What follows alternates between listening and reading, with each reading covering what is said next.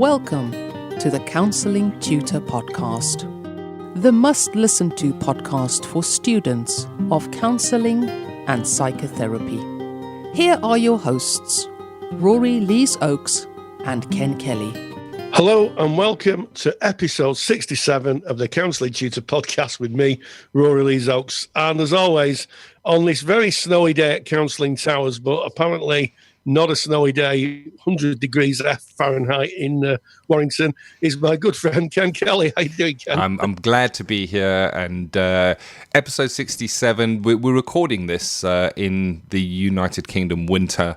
And Rory and I are probably 30 miles away from one another, door to door. And it's really interesting that there where you are, Rory, a lot of snow today. Here where we are, no snow at all. And it's pretty manageable. And I guess it just shows the diversity that you get between the two towns, which kicks us off as it should for episode 67, because we're going to be opening and we're going to be speaking about difference and diversity in counselling.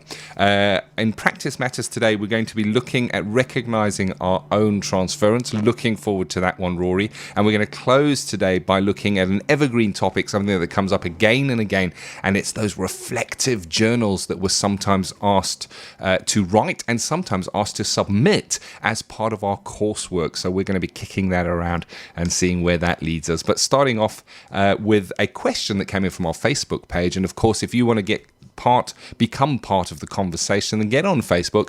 You'll find us in groups and you'll find our page as well. Just put Counselling Tutor into Facebook as a search. You'll see we're on there twice. One is our page, one is a group. Join either or. It doesn't matter which one you join. They all link up and you can come and join the conversation with over 15,000 like-minded students, lecturers, qualified therapists, all talking about study, therapy, and their journey. And can you give us a little bit more about what the question was that came in on difference and diversity, Rory? Yes, well, it's from Helen Munipa, if I pronounced that correctly, and if I haven't, I do apologise, Helen.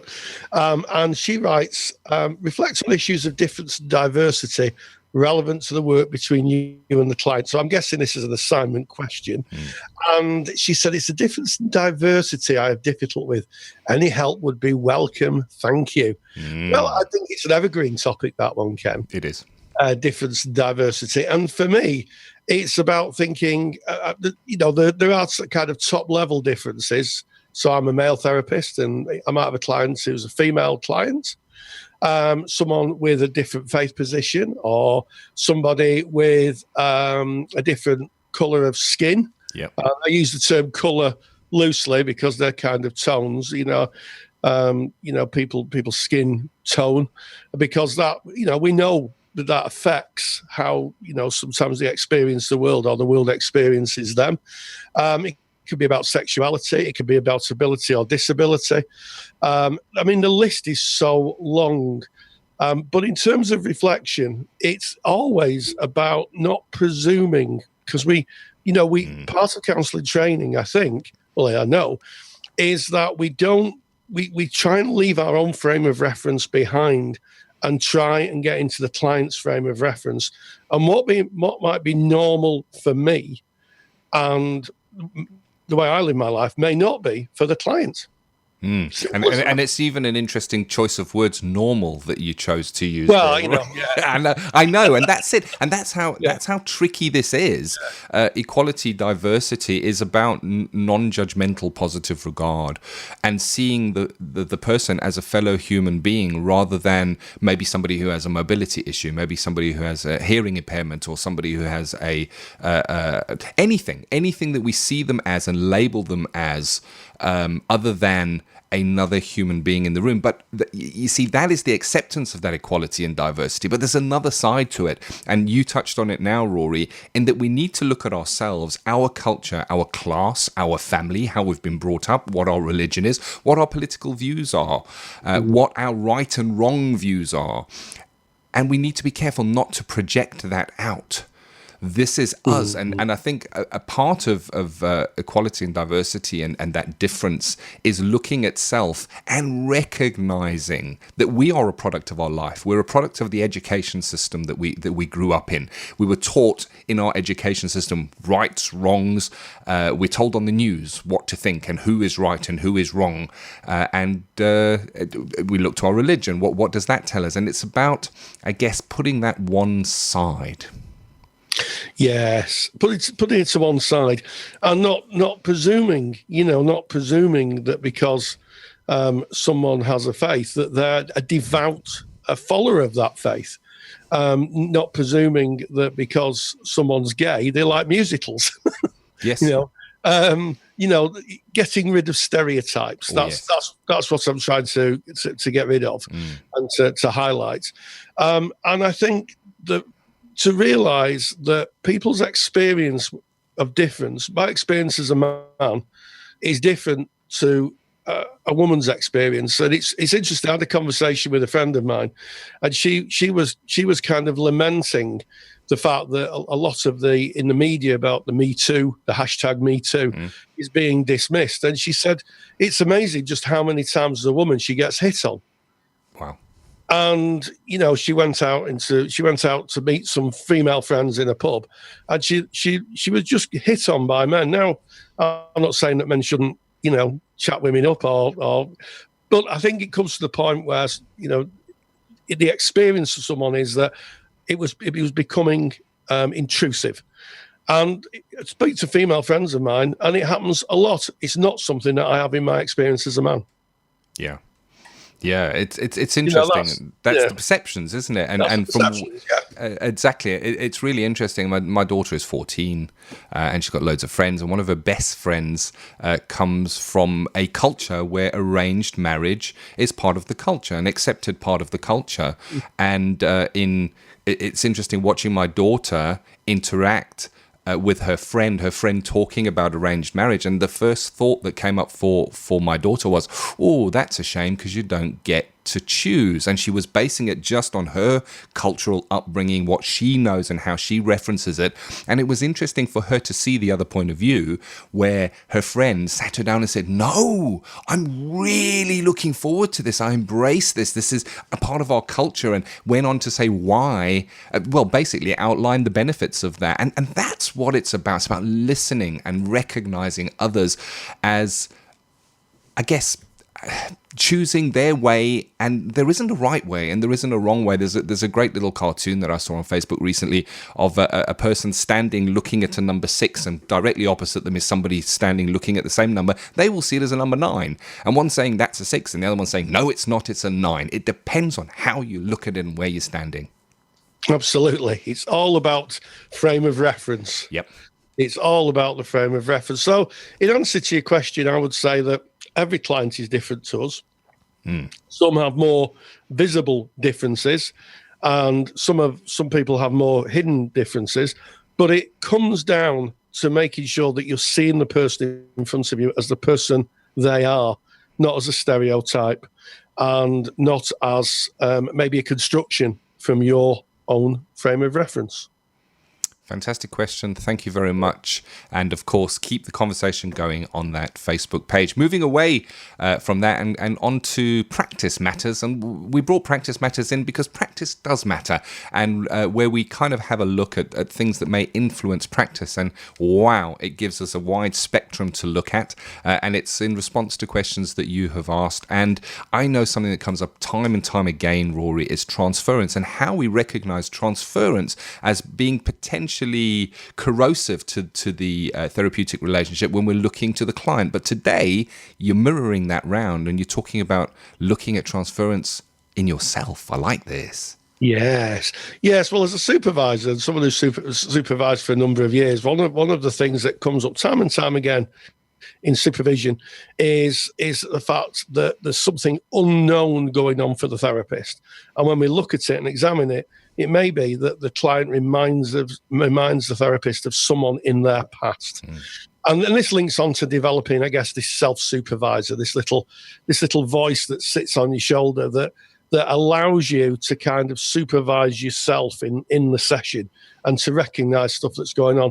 So I'm going to give you some examples of recognizing if you're moving into transference and maybe how to avoid it, what to do about it. Love it. Let's dive into that transferential realm today of practice matters.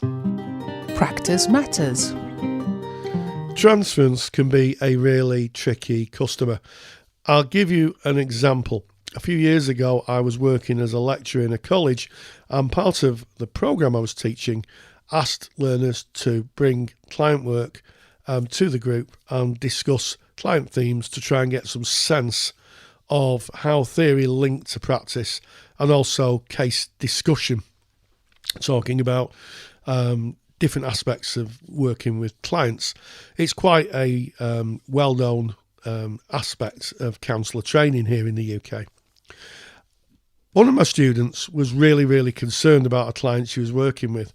She was concerned about her reaction to him, and the reaction was one of absolute petrified fear.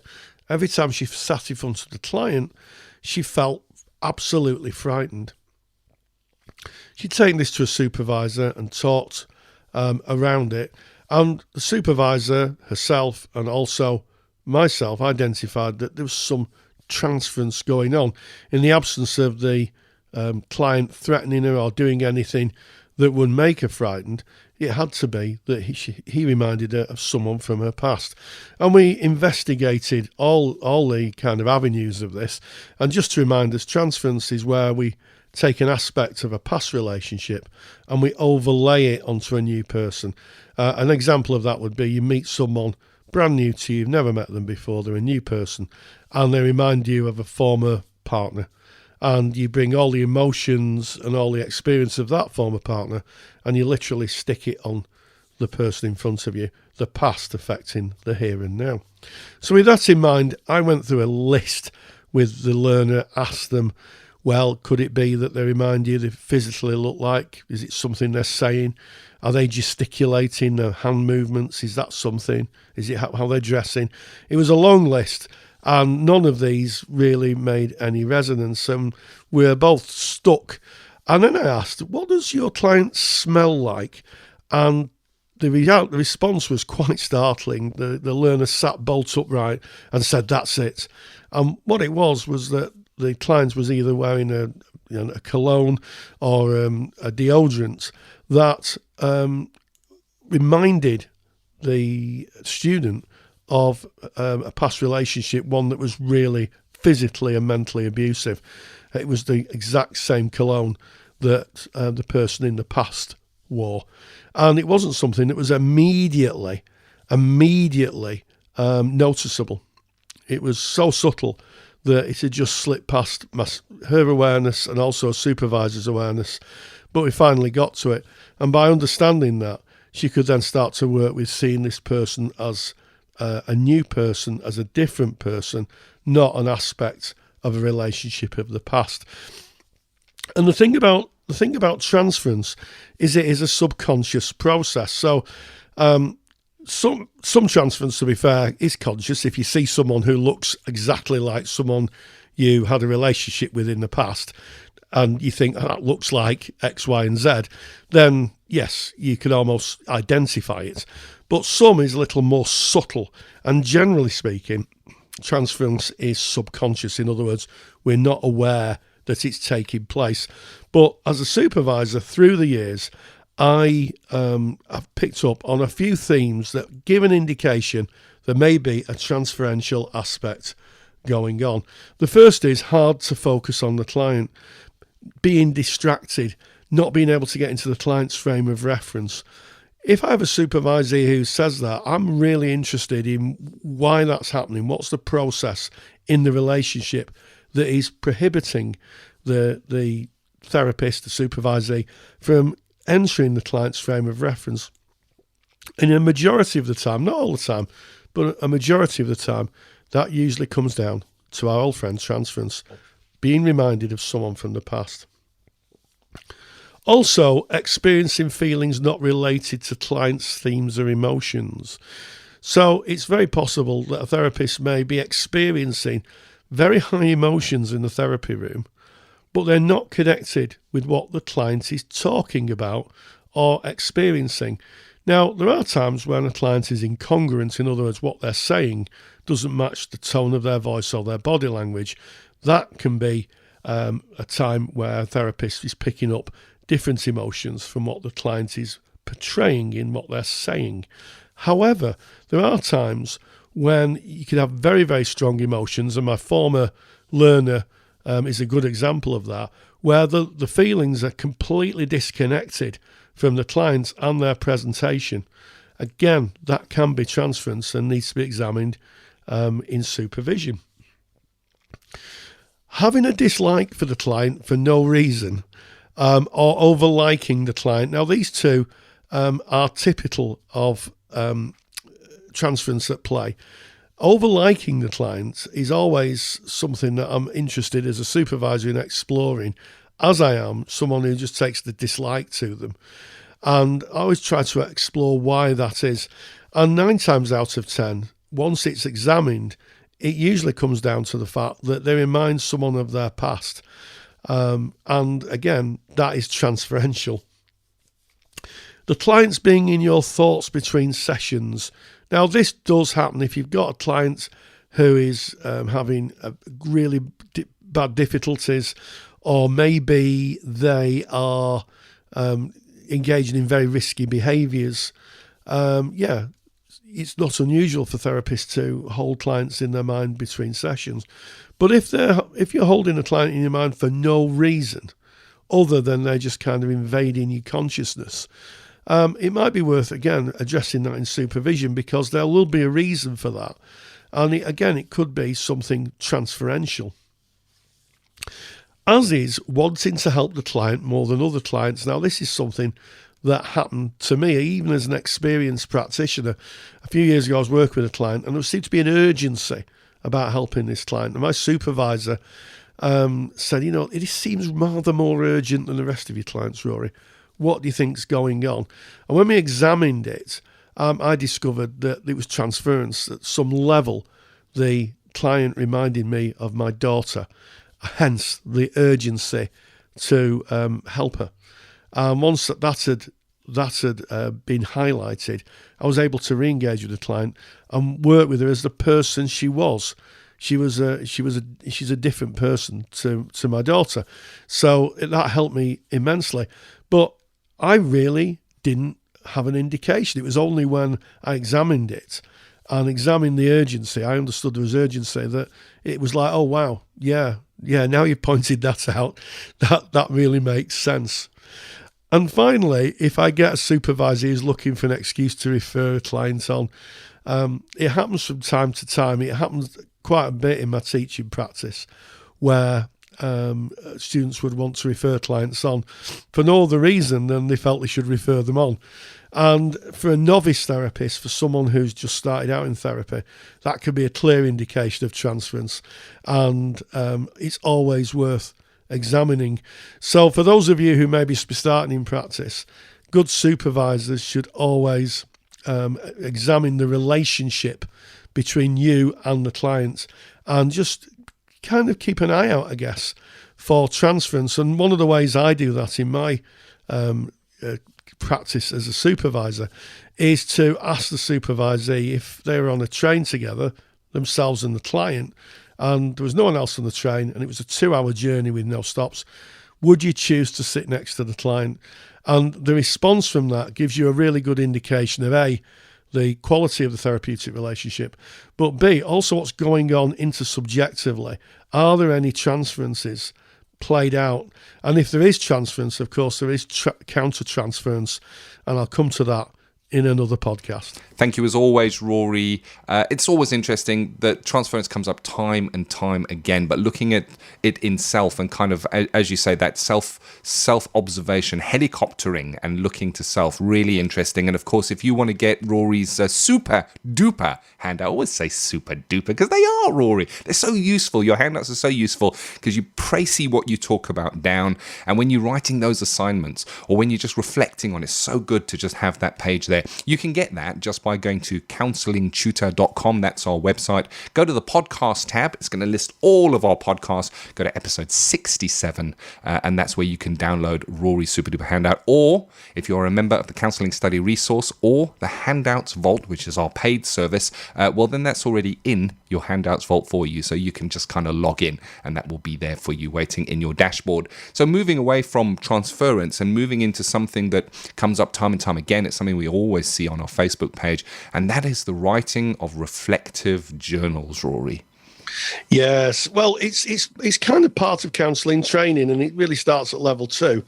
And it would depend on which awarding body you're under. Some awarding bodies are very specific about journal writing. Others do it as a recommendation. But the reason that students are asked to write a journal is so they can map their journey, their personal development journey. And I still have my journal in the loft with all my other assignments, which I go and laugh at the spelling mistakes at. Occasionally, if I'm ever in the loft putting the Christmas tree away, I might have a look. And I look at my journal and I think, oh, Rory, did you really think like that when you started your counselling training? And I'm kind to myself. I look at it and I think, well, that's where you were then, and you're in a different place now, and kind of smile at the junior Rory in his process of development. But the point that's been made by Shirley Smith, who's one of our contributors to our Facebook page, so thank you, Shirley. She was saying that she'd been asked to write a journal, and initially her tutors had told her that it was going to be theirs and it wasn't going to be marked. And then there was a change in policy at the training establishment, and he said it was going to be marked. And I think the kind of subtext of what Shirley's saying is that she's unsure what to put in. And I think it's really, really interesting because it parallels client work. You wouldn't expect clients to tell you absolutely everything, even if you had a complete series of sessions with them. You know, I'm sure that people just don't do that. People tell you what they need to share, and maybe that's the secret here. Put in what you feel safe with, and I think journaling, and certainly if they're going to be marked, and some awarding bodies, to be fair, want the journal to be marked, is to first of all look at the criteria. And I've just recently done a lecture on how to crack criteria. You have indeed. In the CSR. Have a look at the criteria first and what it's asking, and then put in what you feel comfortable with. You know, I think as someone who taught, I would be very reluctant to make a student bare their soul, because you wouldn't do that with a client, and counselling training needs to reflect how you would operate in therapy to a great extent. There are some differences. So my observation, I'm not going to say advice, observation, would be just put in what you feel safe with and what asks for the criteria. There's nothing to stop you keeping your own journal. It doesn't have to be submitted. You can keep your own diary if it with stuff that might be more meaningful and more risky for you to share, is what I'd say. But look at the criteria and share what you feel safe with. I think that is really, really good advice. And when the topic came up, and as we were talking about this, I was thinking of my own journey. And I struggle with dyslexia, so writing is not a natural medium for me. And I did start a journal because I was requested to. I think in level 3, I was asked to start a journal, but it was never to be handed in. And it started out being quite formally written, and eventually it just went to, if the spelling mistake was there, it was there. As long as I could read it, that was fine. And it stopped being for other people, and it started being for me, where I would just write and write and write and write. And I think if somebody had turned around and said, hey, you need to hand that in now, that I would have felt in a vulnerable position. So I like what you're saying, Rory, is maybe reference that you've written for yourself, look at what the criteria are, and create a submittable journal that's going to hit those criteria to show that, I guess, journey of self. Yeah, and also I'm not saying that you should make things up or fabricate. That would be wrong. And yes, I also would say, and as a former tutor, do test yourself. Do test yourself. But in counselling training, I think that you can feel unsafe sometimes.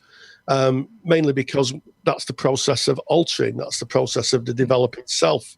What you've done in the past feels safe. Moving away from that sometimes feels unsafe. But just use your judgment, I would say. Yeah. And I get what you're saying is that you may not feel safe to put absolutely everything into something you're handing over. And if we look at counselling and we reflect it to counselling, within a counselling relationship, it is a confidential relationship where usually the people that surround the client are not there. The counsellor, it's unethical for the counsellor to be connected in some way to the client, and then we're kind of directed by the BACP that our supervision should be external to our organization where possible, again, so you have that separation and distance. And I guess if you're going through counselling training, there may be things about the training process, peers within the group that come up for you, jar with you, and it might be stuff that you want to write down.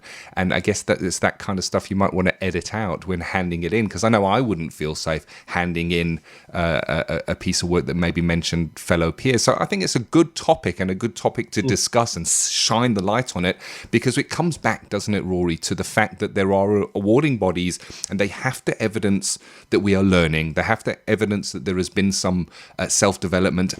And we may look at this and go, well, it's not really fair that they should ask us to submit that. But at the same time, they've got to have something to evidence it on. And it's about, there are parts of the process where we have to go along with the process, jump through the hoops to get that qualification.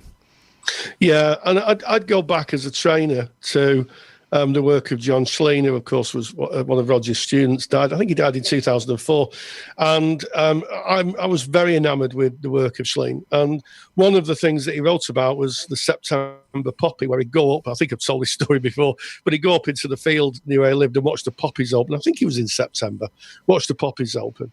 And he said he could force the leaves apart and see what was inside, the beauty that was inside, but he would damage the leaves. Yeah. And he paralleled that really with therapy. I was listening to a piece of work or a job where we're forcing people to expose themselves. And I think the same should be paralleled in teaching. So I'm sure a lot of my teaching colleagues will be nodding. Hopefully they're going to be nodding. I think we have to understand that it can be a gradual process. Nothing wrong with challenging a student and saying, yeah, there seems to be a lot in there. I wonder what's going on, and having that kind of discussion, but not forcing the petals apart.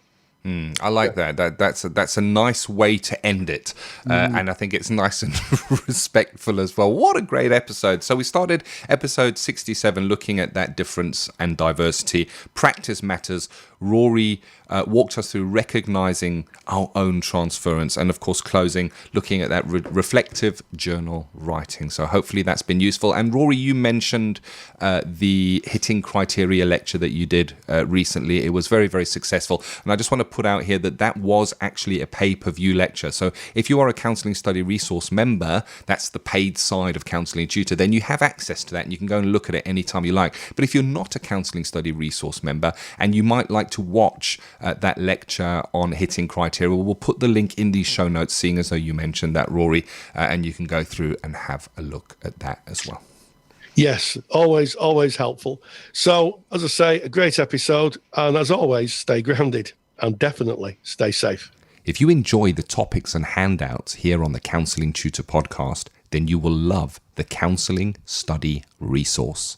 CSR was built by myself, Ken, and Rory Lees-Oakes to give you the support you need during your counselling studies. So get access to the world's most comprehensive collection of resources aimed at supporting you in your journey to become a counsellor. Take the stress out of your studies by visiting counsellingtutor.com/CSR. That's counsellingtutor.com/CSR. Thank you for listening to the Counselling Tutor Podcast. Find the show notes for this episode on our website at www.counsellingtutor.com.